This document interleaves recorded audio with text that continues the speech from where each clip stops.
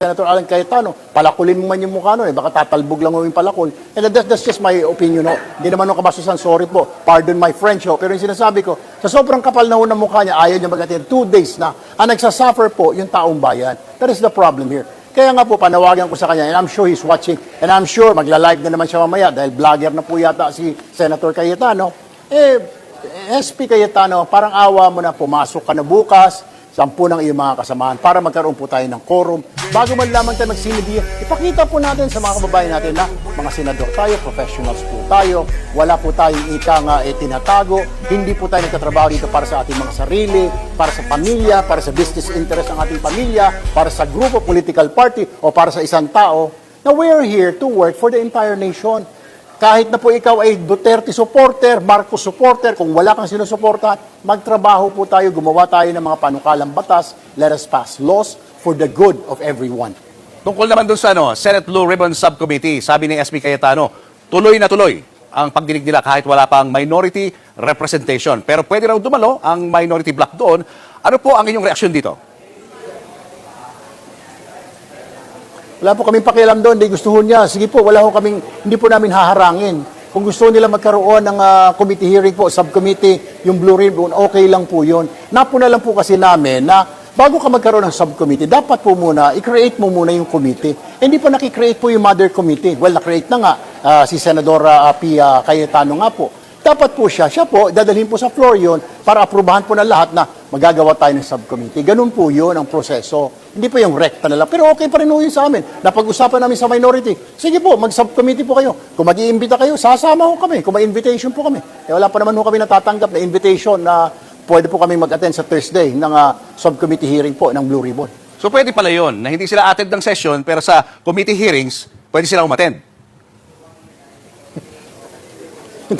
Hindi ko nga maintindihan. Parang Julius, kanina ko pa hinahanap sa rules dito. Napudpud na yung daliri ko Ayan mga mari, nagwawala na kumari nyo si Erwin Tulfo.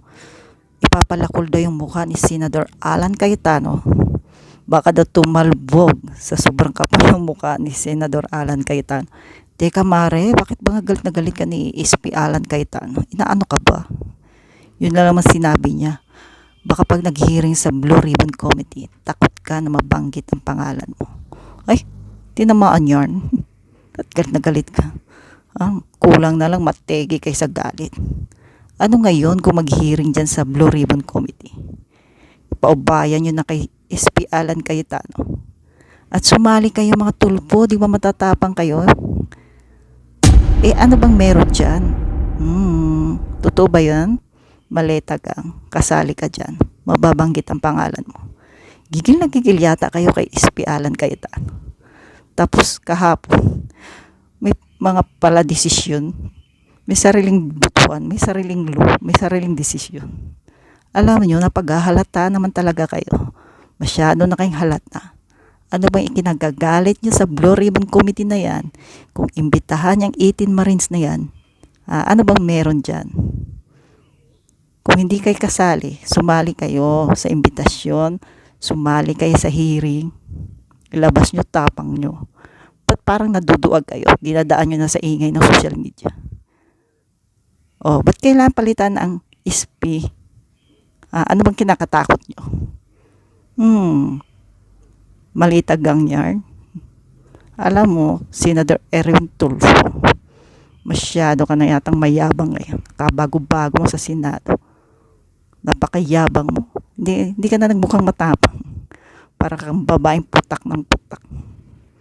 Nakakatawa ka naman. Nakakatawa kay mga tulpo. Dati idol ko kayo, ngayon hindi na. Mga bayaran din pala kayo. Maleta lang palang katapat sa inyo. Alam nyo, wala na kayong paki na napaghahalata na kayo. Wala na kayong paki sa mga galaw at kilos nyo na masyado na kayong halata.